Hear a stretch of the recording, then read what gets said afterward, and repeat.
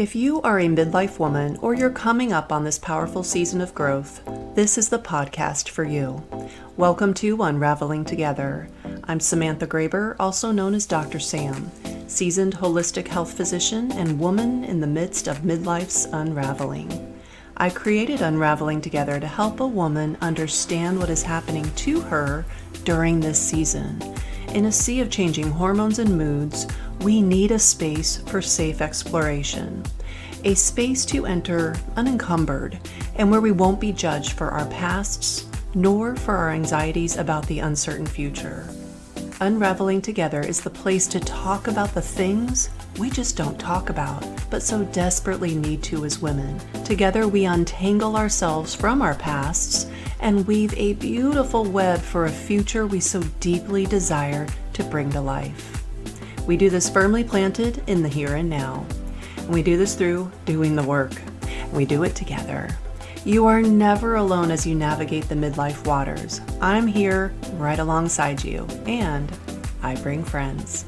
Grab a cup of chai, water, tea, or joe, and let's dive in. This is part 2 in a 5-part series. In this episode, I'll cover the first thing you must do to jumpstart your very own metabolism upgrade. There are 4 moving parts to step 1. When done in tandem, you'll maximize your efforts.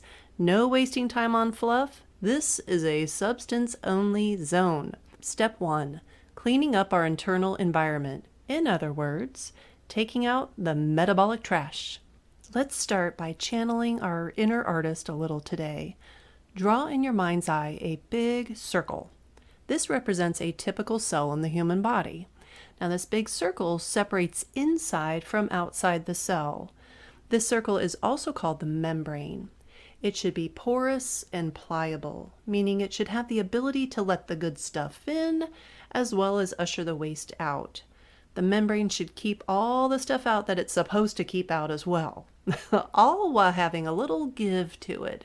In other words, it has to be sort of squishy, like a slightly underfilled water balloon, if you will. Imagine that circle is 3-dimensional now. It's a big sphere. All along this membrane, you'll find gatekeepers called receptors. They are like locks that need a unique key to be opened, therefore allowing things in and out of the cell through a portal. There are somewhere in the neighborhood of, a bazillion of them. Seriously, there are so many, it's worse than traffic on the freeways of Atlanta. And good grief, driving in Atlanta is ridiculous. But unlike metro Atlanta traffic, where you're pretty free to get on and off the road where you choose, as long as you're in the correct lane, the in and out traffic of the human cell is heavily regulated. So when it comes to these receptors, they will open only if the correct key is used. It's gotta be correct or it is just not happening. So in other words, when the correct substance enters the receptor, in turn, allowing the good stuff into the cell or the waste out, depending on its job. It is such a specific orchestration of metabolic perfection until it gets screwed up.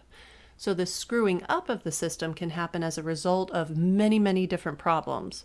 Bottom line, when the bad stuff accumulates and cannot get out of the cell, and or the good stuff cannot get into the cell to allow it to work properly, we have a problem. Remember, the body wants to effectively do its job, and it will do whatever it has to do to protect our brain without sacrificing our life and death parts. Fat is the most logical place to put all the junk that backs up in the system, in part because it isn't all that discriminatory. In fact, an adipose cell or a fat cell is a terrible bouncer for the body. Again, in my true Dr. Sam form, I imagine it like a conversation here. So here's a conversation between a fat cell and a toxin that's trying to get in it. All right, here's the toxin. Hey man, I'm on the list. And now the fat cell. Oh, you look nice. Come on in. And then the next guy. Hey man, what about me? Can I get in? Fat cell. Sure, you've got on my favorite color. Go on in. Seriously, fat is a terrible doorman. It's like having a golden retriever as a guard dog. Can I show you where they keep the good stuff?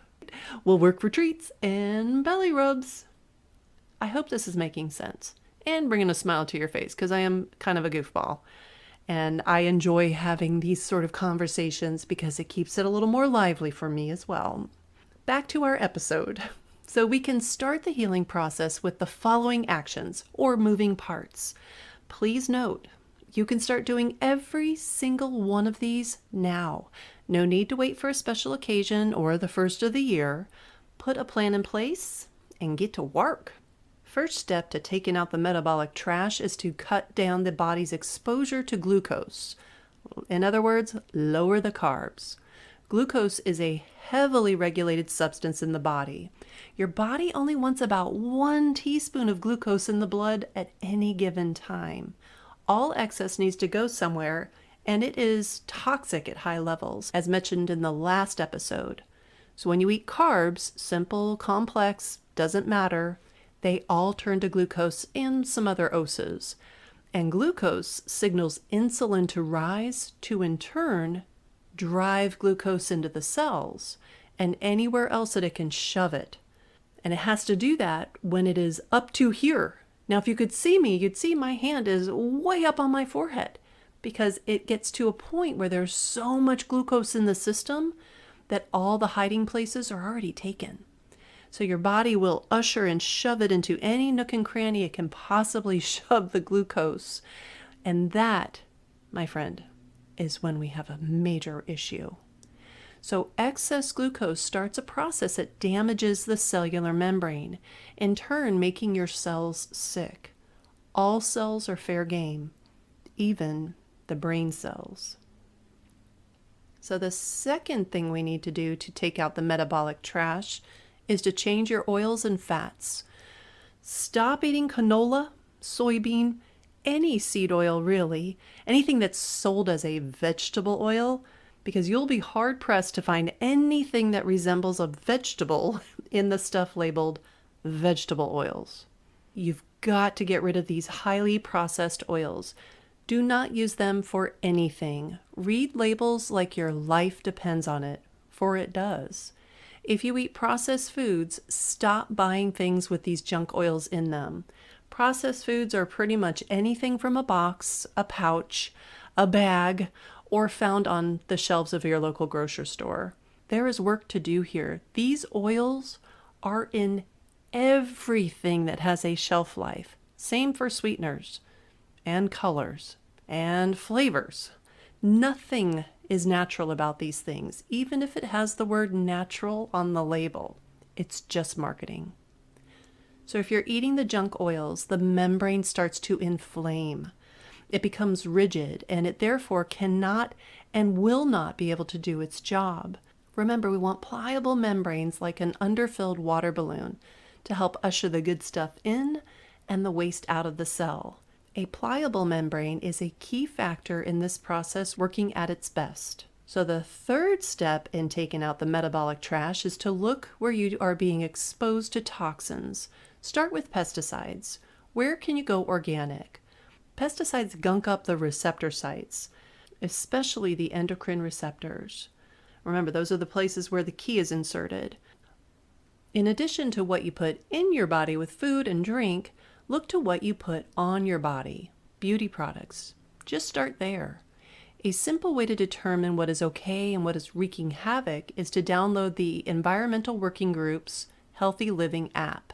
It'll also be known as the EWG Healthy Living app. So you want to scan your beauty products. All the directions will be right there on the app. It shows you it's super simple. You just need a phone with a camera. Every single thing you put on your skin, in your hair, on your teeth, your nails, etc., scan it and sort it by rating. You may be floored as to how dirty your beauty products really are.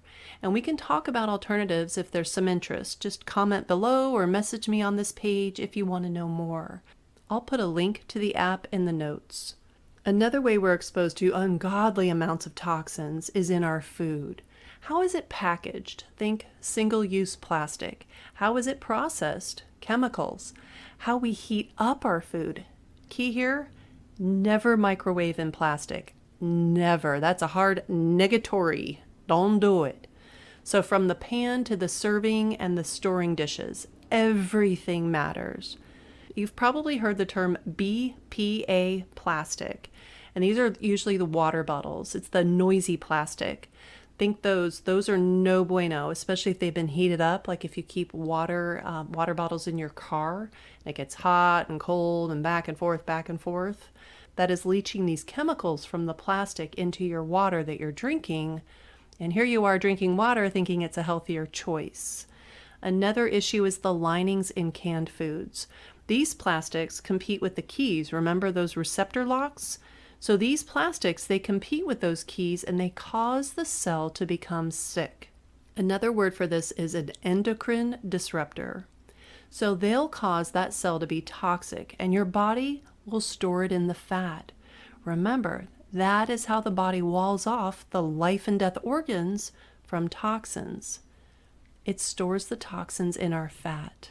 The final piece of this step in taking out the metabolic trash is to address Frankenfood. Now, Frankenfood, what is that?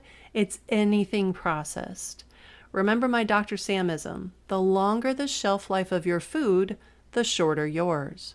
So this is where that comes to light. If you can leave some item you buy on the shelf for weeks, months, heck, years, it has no business being eaten. Just stop it. If your food can't spoil, there's no food in your food. Period. The crap in our processed food gunks up these receptor sites, wreaking havoc on the cell, in turn, making it sick. So what is the crap? C-R-A-P. The C is chemicals that your grandparents would not have in their own kitchen. R is refined sugars and grains. A is artificial colors, flavors, sweeteners, etc. And P is processed in any way. If it has a label on it, it is suspect. Choose food that was on the plant, not made in a plant. And choose foods that were swimming, walking, slithering, or flying in the not too distant past to boot. Meat should rot if it's been meat for a while. Keep that in mind. In review, you've got to lower your sugar, that glucose exposure. You know the deal. Breads, grains, sweets, alcohol, Frankenfruit, which is modern fruit, and that stuff is off the charts sweet. Pasta, etc., etc. That is number one. Number two, you've got to change your oils and fats. And then number three, we've got to stop toxifying ourselves by decreasing the exposure to toxins by all the ways that I mentioned earlier. And wrapping it up with number four, stop eating crap. This is how you start to heal the cells. It is a process. It's a lengthy process. It's not an overnight thing by any stretch of the imagination, and you cannot substitute any of these steps with a detox program that you buy from your neighbor. Just as toxins accumulate causing a negative, their removal adds up to create a positive effect on the overall system that is you, HQ, which again is your brain and your nerve system. When your cells are healing and that tipping point starts to correct itself, your body is now free to switch its fuel in order to burn that fat instead of using it as a toxic waste dump. And drum roll, when you go low enough on the sugar/carb continuum, you force your metabolic engine to burn fat in lieu of the sugar or carbs that were once so readily available. It is a brilliant biohack. Your body is designed to burn fat. In fact, it wants to burn fat. But as stated earlier, your body has to be able to release that fat because it no longer needs to cling to it as a buffer between the life and death stuff, your brain, your heart, your lungs, and the amassing toxic waste dump. This is why step one is number one. If you don't clean up the environment, you cannot truly rebuild your metabolism. So we just tackled the how to start part of the process of upgrading your metabolism. Next, we'll talk about some of the other ways that you can stack the metabolic deck in your favor. Remember, we're not going for skinny. We're going for longevity and feeling great. I am out for the time being, but I will be back to teach you about step 2 of our 4-step metabolism upgrade. Please share this information with your network so they too can get the benefit of a body that is firing on all cylinders. Again, there are 4 steps to this process, and we just tackled step 1, which is cleaning up the cell's environment. In our next segment of the series, Demystifying the Metabolism, why it slows down in midlife and what you can do about it, no detox in a box required, we will cover step 2. Step 2 shows us how to rev up your internal powerhouses, also known as your mitochondria. These gals are your energizer bunnies, and they can reproduce just as prolifically when healthy. The links for each of these 5 parts of this series will be added to the episode notes. This is Dr. Sam Graber, your midlife metabolism maven, signing off. See you in the next episode. Thank you for joining me on the Unraveling Together podcast. Would you help a sister out and do me a quick favor? If you gained any value from this episode, please give me a 5-star rating on iTunes and leave a comment so others can more easily find us. Now, if you can't leave a 5-star rating, I'd love to know why. This podcast is a work in progress, as am I. Please send your feedback to hello@unravelingtogether.com so I can improve the listener experience. And if you want to dive deeper into exploring your midlife experience, consider joining the Unraveling Together community of rebellious midlife women. It is there that we roll up our sleeves and do the work. It is at the midlife point in our lives we face a critical choice: step into our true selves vibrantly with purpose, or shrink into the invisible shell society wants us to inhabit, drugged up and burned out. I know my choice, and if you've listened this far, I have a good idea yours would be the same. Unraveling Together is a resource hub, roadmap, and online coaching group curated by yours truly. Unravelers, that's what I call us. We are thinkers, we are doers, we are collaborators. We are navigating this time called midlife together, for we truly believe we are stronger together. And when unravelers are in need of an assist, they have all of us there alongside them.